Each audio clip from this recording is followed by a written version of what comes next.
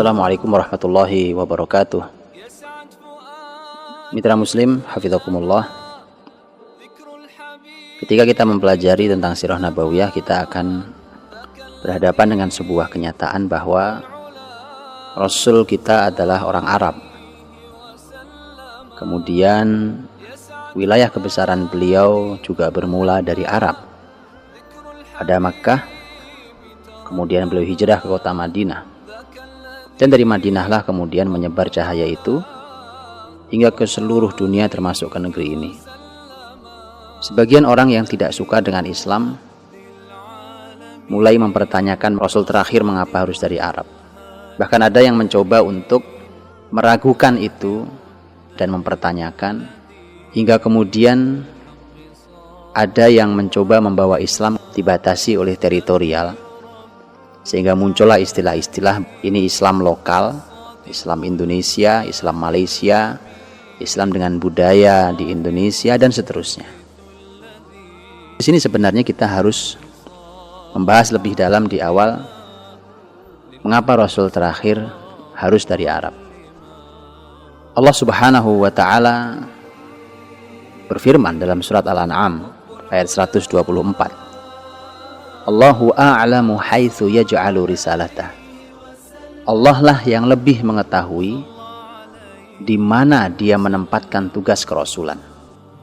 Jadi dari ayat ini bisa kita ambil dua pelajaran mahal.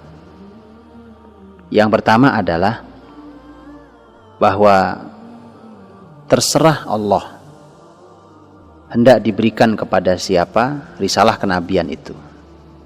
Allah yang punya hak memilih siapa rasulnya, siapa nabinya. Tidak ada yang ikut campur dalam pilihan Allah Subhanahu wa ta'ala. Tugas kita adalah tinggal mengikutinya dan mentaatinya. Maka tidak benar ketika ada orang yang menggugat tentang mengapa Rasul kita harus Arab. Karena hanya Allah yang maha tahu diberikan kepada siapa tugas kerasulan itu. Kemudian pelajaran yang kedua adalah bahwa sebenarnya pertanyaan tentang mengapa Rasul terakhir dari Arab, dan ini yang harus kita juga analisa karena ada pelajarannya. Sebenarnya semua analisa yang akan kita lakukan ini sesungguhnya semua kembali kepada ayat tersebut, yaitu bahwa sebenarnya kalau kita mau bertanya yang sesungguhnya apa hikmahnya, hanya Allah yang maha tahu. Karena Allah yang punya hak penuh untuk memberikan kerasulan kepada siapa. Kalau kita menilik sejarah orang-orang Yahudi, orang-orang Yahudi berada di kota Madinah, juga berada di Khaybar saat itu.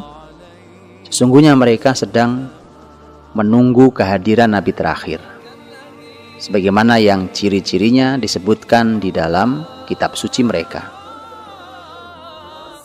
Tapi begitu Nabi yang mereka tunggu itu adalah Arab, mereka terkejut, karena mereka menduga bahwa Nabi terakhir pun akan hadir dari kalangan mereka, dari masyarakat Bani Israel, yang sebagaimana mereka jumpai selama ini.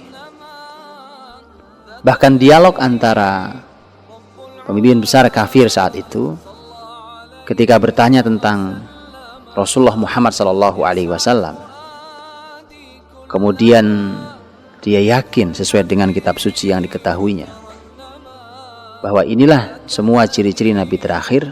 Dia mengatakan bahwa dia yakin bahwa ini adalah Nabi terakhir. Tetapi yang tidak saya duga adalah ketika Nabi ini hadir dari kalian, itu dari bangsa Arab.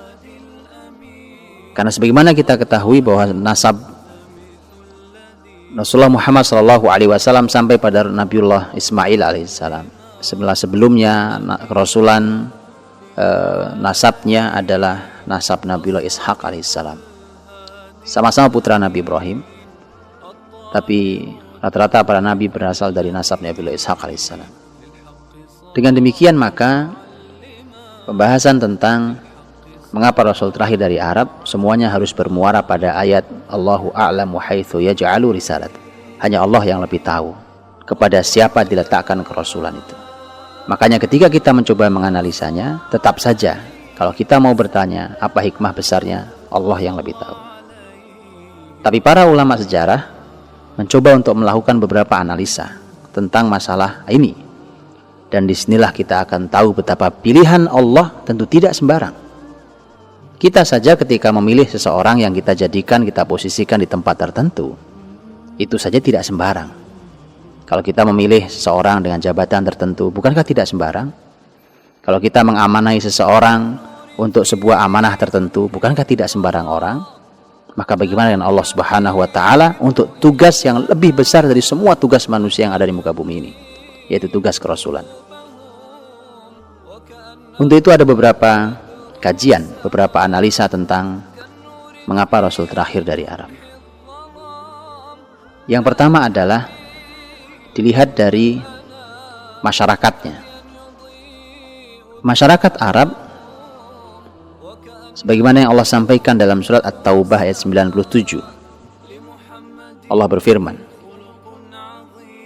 Al-a'rabu ashaddu kufra wa nifaqa wa ajdaru alla ya'lamu hududa ma anzalallahu ala rasulih wallahu alimun hakim.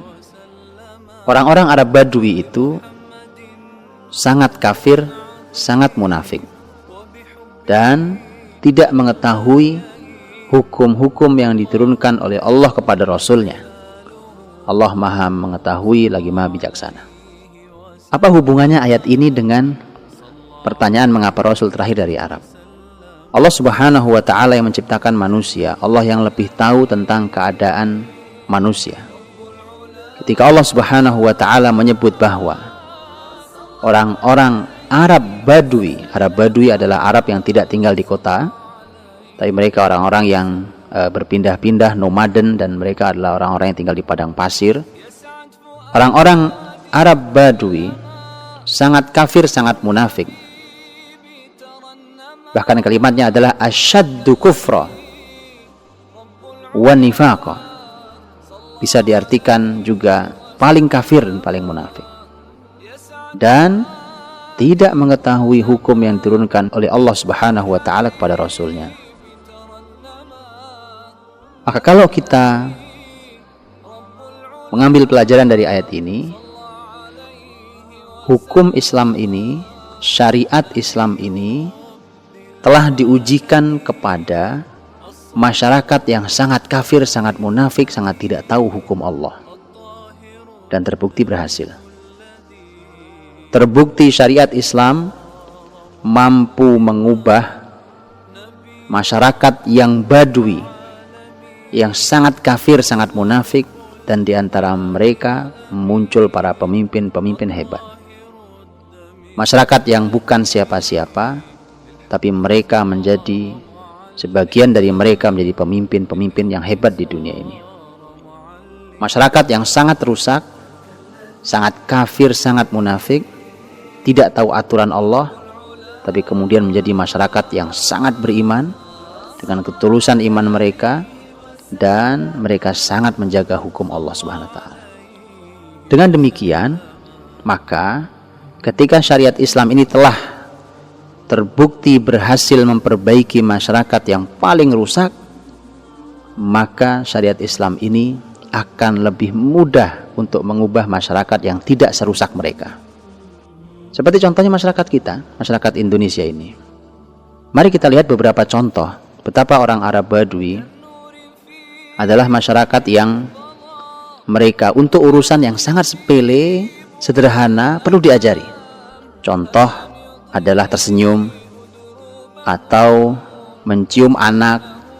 Di kita, di negeri ini, kita tersenyum pada siapa saja tanpa diajari.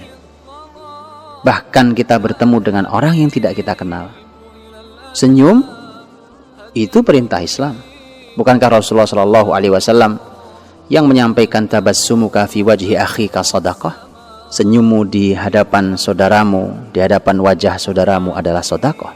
Tetapi masyarakat Arab Badui dengan raut wajah yang tidak nyaman setiap dilihat orang, tersenyum harus diajari, hingga Nabi harus menyampaikan bahwa tersenyumlah, senyum itu sedekah.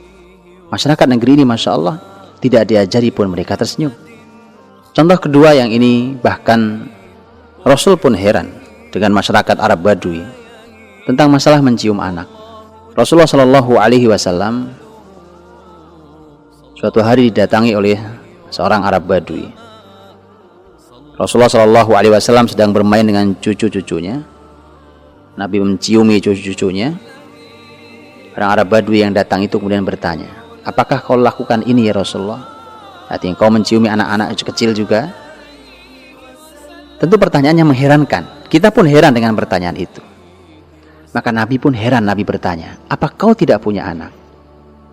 Dia mengatakan, aku punya 10 anak, tapi belum pernah sekalipun aku cium mereka. Ajaib. Seorang ayah bisa menahan diri, punya anak 10, tidak sekalipun mencium anaknya. Maka Nabi Shallallahu Alaihi Wasallam segera berkata, pulang, cium anakmu.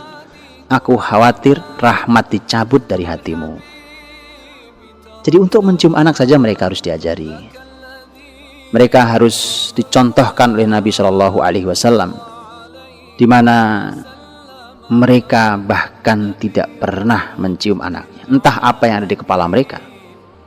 Mungkin mereka merasa bahwa kalau mencium anak kecil atau bermain dengan mereka menjatuhkan wibawa orang besar mungkin, atau menjatuhkan kepemimpinan atau menjatuhkan kewibawaan seorang dewasa.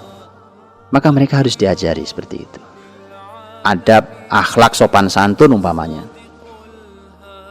Kita setidaknya walaupun mungkin hari ini kita sedang krisis akhlak, tapi sisa-sisa itu masih ada.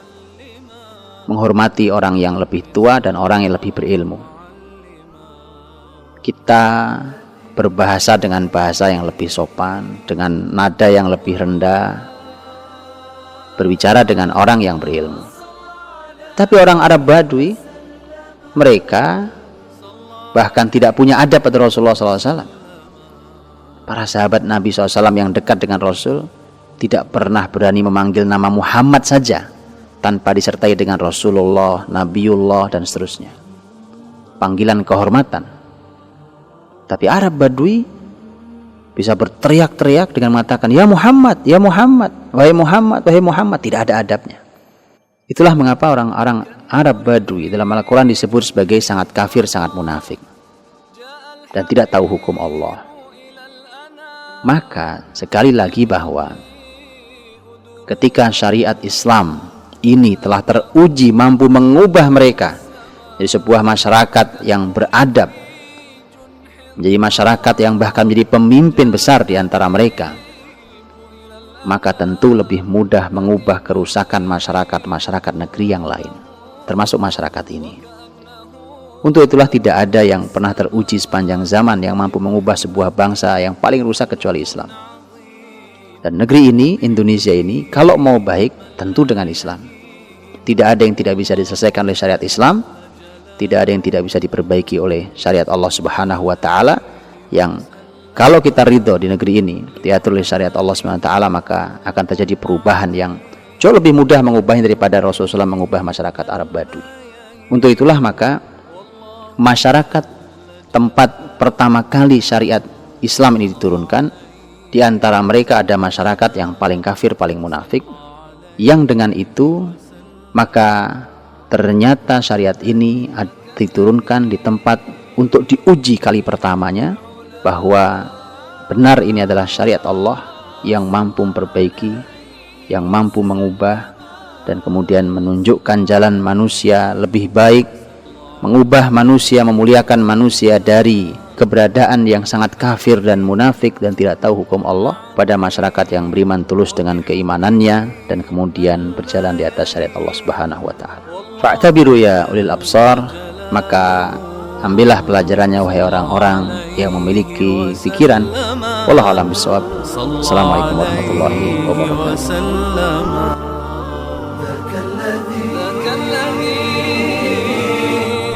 رب العلا